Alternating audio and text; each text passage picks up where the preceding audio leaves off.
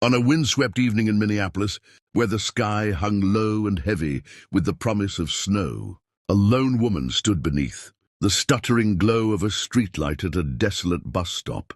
Marla Jenkins, her hands chapped from the cold, clutched a weathered satchel bulging with job applications. Each one a silent rejection stamped on her spirit. The air bit at her cheeks as she scanned the empty street, the city's hum dulled by the gathering dusk. Then she saw him, a man in a crisp suit, stranded and shivering, his breath sharp against the chill.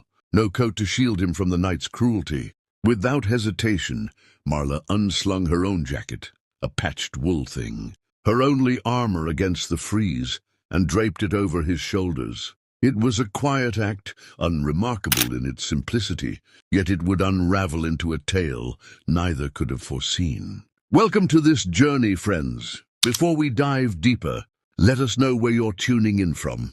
Here at Tales of Kindness, we cherish your voices as much as the stories we share. Minneapolis in late February was a study in endurance, a cold so fierce it crept beneath your skin and nested there, unrelenting. The streets lay hushed under a thin crust of ice, the wind whistling through skeletal trees and past shuttered storefronts. At a battered bus stop on Lyndale Avenue, caught between a pawnshop with a cracked window and a mural, fading into peeling paint, Marla Jenkins stood alone. Her jacket, a thrift store find with a crooked hem and a faint scent of cedar, hung loose on her frame, its warmth barely enough to blunt the wind's edge. In her satchel she carried 7 applications, 7 fragile threads of hope. Typed on a borrowed library computer, each returned with a polite no or no response at all. The digital clock on a bank across the street blinked 7:53 p.m., its green digits flickering like a taunt. The bus was late again, as it often was. Marla shifted her weight, her boots scuffed and leaking at the toe, crunching against the frost, her breath a steady fog in the dim light. Her legs ached from standing, a dull throb she'd learned to ignore. Another evening, another wait for a ride, for a chance, for the world to tilt just slightly in her favor. Then a sound pierced the quiet, the uneven shuffle of dress shoes, out of place on the icy pavement. She glanced sideways and saw him, a man, mid-40s perhaps, stepping into the streetlight's halo. He didn't belong here.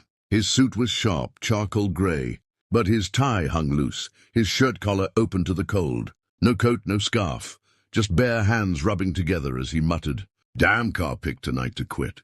He stopped a few feet away, under the bus stop's warped awning. His shoulders hunched, his breath quick and shallow. The wind howled down the block, tossing snowflakes in wild spirals, and for a moment they stood in shared silence, two strangers tethered by the night's harsh embrace. Marla kept her gaze forward, trying not to notice his trembling. But she knew that shake, the kind that signals surrender to the cold's grip. She looked down at her jacket. It wasn't much, wool worn thin at the elbows, a button missing, but it was hers, and it held warmth she could spare. Quietly, she slipped it off, the wind slicing through her sweater like a blade. She stepped closer, holding it out. He flinched, his eyes darting to hers, startled and guarded. "You don't have to do that," he said, his voice clipped, tinged with unease, not at her, but at the gesture itself. Marla met his look, her face calm despite the weariness etched into her features. "You're freezing worse than I am." He hesitated, his hands hovering midair. "It's too cold for that kind of thing." She offered a small, honest smile. "I've faced colder." Gently she settled the jacket over his shoulders. He didn't resist this time, his fingers curling into the fabric, surprised by its faint heat. "Thank you," he murmured, pulling it tighter, his tone softening into something raw. Marla nodded and stepped back, the chill now clawing at her arms through her thin-knit top. She crossed them, hiding the shiver. They stood wordless again, the city's distant pulse a faint murmur beneath the wind. He glanced at her, his eyes lingering on the satchel, the boots patched with duct tape, the way she stood steady despite the cold. "What's your name?" he asked. "Marla," she replied. "I'm Elias." She dipped her head. "Nice to meet you, Elias." He studied her closer now, taking in the frayed scarf around her neck, the quiet strength in her stance. He opened his mouth, then closed it as the bus's headlights cut through the dusk, its low growl rumbling closer. He moved to board, then paused, turning back. "You got somewhere warm tonight?" Marla shrugged faintly. "Somewhere?" She didn't mention it was a rusted hatchback parked behind a warehouse. He frowned, then fished a sleek white card from his wallet. "Take this," he said, offering it. "No catch." She took it after a beat, slipping it into her satchel without a glance. Elias stepped onto the bus, looking back once more, the jacket too big on him but somehow fitting. Marla watched until the taillights vanished into the gloom. Alone again, Marla shivered, not just from the cold, but from a quiet stir deep within her chest. She tilted her head to the sky, a vast expanse of slate gray, then down at the card, peeking from her bag. "Just a jacket," she whispered to the wind. But as she turned and trudged into the night, the cold sinking deeper without her wool shield, she felt no trace of regret. The walk to her car was slow, deliberate, each step a negotiation with the ice. The silence pressed in, not the calm of snowfall, but the heavy stillness of a life whittled down by loss. At the warehouse lot, she slipped past a sagging gate, her breath catching as the wind whipped through. Her hatchback sat under a tarp lean-to, its silver paint flaking into rust, one window sealed with plastic and tape. It wasn't home, but it was hers, a fragile refuge against the storm. Udro 6:19. She climbed inside, the cab icy, her breath fogging thick and fast. She shut the door with a soft thud, pulled a quilt from the back, a faded patchwork her mother once stitched, and wrapped it tight around her shoulders. Her hands, stiff and red, fumbled with a match, lighting a candle stub wedged into a cracked mug. The flame wavered, casting a warm flicker across the dashboard. From her glove box, she retrieved a small wooden box, its lid scratched but intact. Inside, nestled in cloth, was a blue toy boat, plastic, chipped, one sail bent. She set it beside a worn photo, a woman with kind eyes and a girl with braids and a lopsided grin. Ruth and Tasha. Ruth had been her rock, loved baking bread, old soul records, late-night talks over tea. She fell ill when Tasha was 8, breast cancer, aggressive. Marla left her cashier job to care for her, sold their trailer, moved into a studio, then a shared room. Ruth slipped away in 10 months. Tasha stayed fierce, never shed a tear, not even at the graveside. Marla cried in the dark, muffling the sound so her daughter wouldn't hear. Udrosdol 7:28 after Ruth, they held on. Oatmeal dinners, stories under a flashlight's beam. But survival phrase when the ground keeps shifting. Rent lagged, the water shut off, and one bitter March morning, a caseworker arrived. "We're concerned about her safety," she'd said, her voice soft but unyielding. Marla didn't argue. She packed Tasha's duffel, slipped the toy boat into her daughter's hand. "Keep this," Tasha whispered, pressing it back. "You make things right, Mama." That night, Marla sat alone in the stripped room, the boat in her palm, the silence a weight she couldn't lift. Now, years later, in the frozen shell of her hatchback, she held that boat and watched the candle dance. Her stomach rumbled, but she brushed it aside, wiping her face with a cloth damp from melted snow in a jar. The cold didn't break her. It was the tether to what she'd lost that cut deepest. Idro 9:20 yet tonight carried a different note. She glanced at the satchel, the applications inside crisp but futile. Still, she'd done something, small, fleeting, but pure. She thought of Tasha, of the time the boat's mast snapped and she fixed it with glue and a hairpin. "You're a wizard, Mama," Tasha had beamed, her eyes alight. Marla closed her eyes, letting that memory flare. She couldn't mend everything, maybe not herself, but for one freezing stranger, she'd been a spark. That kept the candle burning. Meanwhile, Elias unlocked his condo door at 8:30 p.m., the lights humming on as the lock clicked shut. The space was stark, high ceilings, steel accents, furniture in shades of ash and cream. It was a showroom, not a life. No photos, no scuffs, just polished perfection. He kicked off his loafers, his feet numb from the walk, and hung Marla's jacket over a bar stool. It stood out, rough, patched, smelling of pine and struggle, but it grounded the room in a way his designer pieces never could. He didn't feel the cold clinging to him until he reached for his phone. As he did, a folded paper slipped from the jacket's pocket, fluttering to the tile. He bent to retrieve it, his breath hitching. The page was soft, worn thin from years of touch, the ink smudged but clear. He unfolded it slowly, a child's drawing, crayons bold and uneven, a boat on wavy blue lines, 2 figures aboard, one tall with a purple hat, one small with yellow braids. Below, in shaky script, "I love you, Mama, Tasha." Elias's chest tightened. He stood still, then drifted to the window, the city sprawling below, softened by twilight snow. The drawing stirred a memory.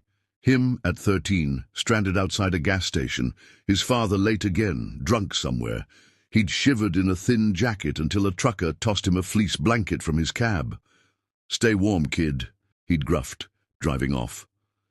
Elias never forgot. Now another stranger, this woman, Marla, had given him something without a why. Not just a jacket, but a bridge to a feeling he'd buried. The unasked-for mercy of being seen. He turned to the stool. The jacket slumped there like a quiet dare. She'd offered it freely, seeking nothing, and that shook him. He sank into a chair, the drawing in his hands, his condo warm, but his heart raw with a sudden pang. He had walls, a title, a life others envied, but it felt empty beside this. He traced the words again. "I love you, Mama, Tasha." They echoed through him, steady and sharp. He reached for his phone, paused, then tucked the paper back into the jacket's pocket. It wasn't his, but it was part of him now. A piece of her he couldn't release. He didn't know what to do next, only that he had to act. The search began the next dawn. Elias in his office, the drawings spread on his desk.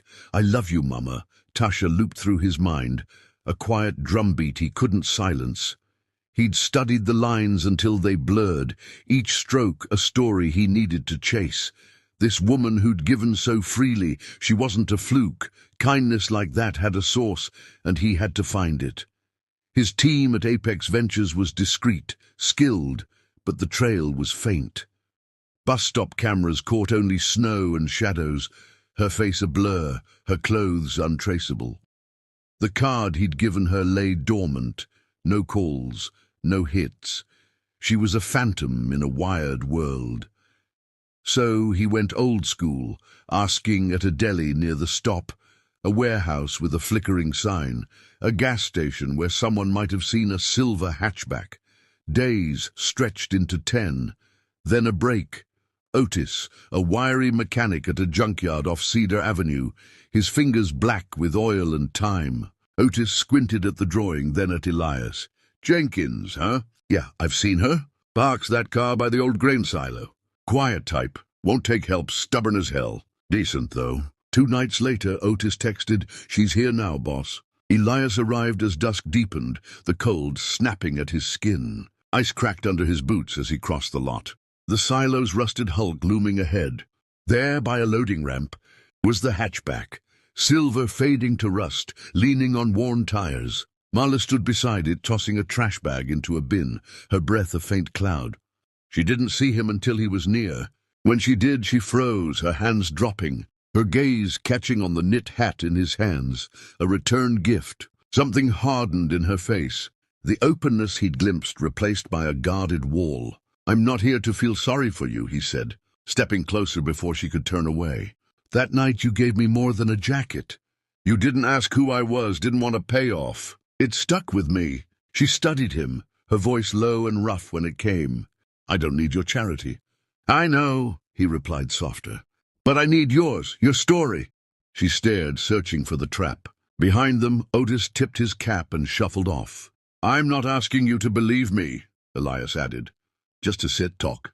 Marla's eyes flicked to the hat, then back to him. Slowly, she exhaled, the tension easing, not fully but enough. She nodded once, not out of trust or need, But because his voice, earnest, unguarded, told her he wasn't here to fix her, he was here to listen. Marla worked a warehouse shift the next day, stacking crates in a cavernous space under a roof that groaned with snow. Her gloves were thin, patched with thread, her breath sharp in the frigid air. She paused to rub her hands, blowing warmth into them. The labor was grueling, but it steadied her, something solid to hold when memories slipped. The warehouse buzzed, forklifts rumbling, voices barking, but she stayed in her lane, unseen the way she liked.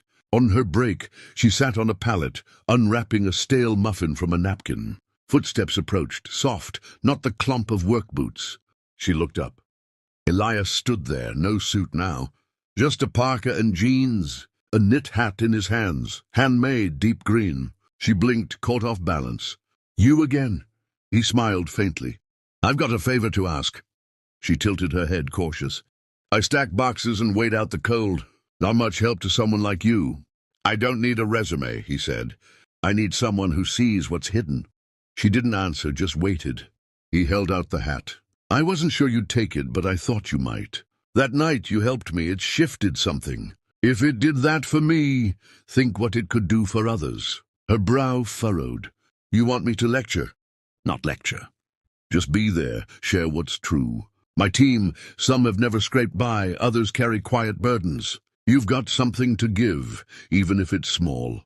She looked past him, at the forklifts carving through the frost. "I'm nobody." "That's why they'd hear you," he said. She reached for the hat, paused, then took it, her calloused fingers brushing his. "I'll come," she said at last. "To look, no guarantees." "That's plenty," he replied, pressing it into her hands. Marla stood at the back of the Apex boardroom, arms clasped tight, feeling the space swallow her. The windows framed Minneapolis's skyline, but she kept her eyes low. The room was hushed, 15 staff in a loose circle, some curious, others tense. Elias introduced her plainly. "This is Marla. She's here to share. If you'll hear her." She hadn't scripted anything, but after a long silence, a young clerk, eyes heavy with fatigue, asked, "What's it like when it all unravels?" Marla sat, slow and steady. "Noisy," she said. Then dead quiet. No one interrupted. "I ran a register once, grocery store, steady gig. When my mom got sick, I stopped. Thought it'd be short. It wasn't. After she passed, it was like the floor dropped. I held it together for my girl, soup cans, stories in a car. But you can't hide the cracks. They took her when I couldn't keep a roof." Her voice hitched, then leveled. "I told myself I'd bring her back." Still figuring it out. The room held still, her words settling like snow. She glanced at Elias, his arms crossed, holding something in. After, he pulled her aside. "I want to craft a role for you, something new. You'd help us see what we miss. Not plans, people." She frowned. "What, a poster child?" "No," he said firmly. "A mirror. You know things we can't learn here." She studied her hands, the hat loose around her neck. "I lost it all, my daughter most of all. Why me?" He pulled a photo from his pocket, a boy, maybe 12, in a too big fleece blanket. "My first warmth," he said. "A stranger gave it when I was nothing. You're like him." That night, he took her to Beacon Hub, a youth center he backed. Kids raced across the floor, one clutching a toy ship, yelling, "Join us, lady!" Marla followed, a spark igniting inside her. It took 6 weeks for Marla to say yes, not for the title, community voice liaison, or the desk, but because someone saw worth in her struggles. Beneath her quiet steps into that office, one thought pulsed. Tasha. The pay was humble, but it was a foothold. Forms, calls, a shot at rewriting unstable into home. Her first day, she skipped the welcome email, opened a state portal and typed, "I have a place now. Please reply." She kept it close. She moved softly. Early shifts, late hours, asking gentle things. "You resting? Who's your anchor?" People warmed slow, first a guard, then a tech who admitted she hid panic attacks. By month 4, she was Marla or Ms. J, not the jacket lady. In a meeting, a VP pressed Elias, "What's her purpose here?" He didn't waver. "To remind us what counts." That night, in her small apartment, bare but hers, a toy boat sat on a shelf, Tasha's photo pinned above the stove. Her phone pinged. K. Ruiz, Social Services, request received. Dasha's in foster care, St. Paul. Let's meet. Marla's hands trembled as she touched the boat. You make things right, Mama, Tasha had said. Maybe she could. Tomorrow she'd call. Tomorrow she'd begin anew. Join us at Tales of Kindness. Like, subscribe, ring the bell for stories that light the way with empathy and grace.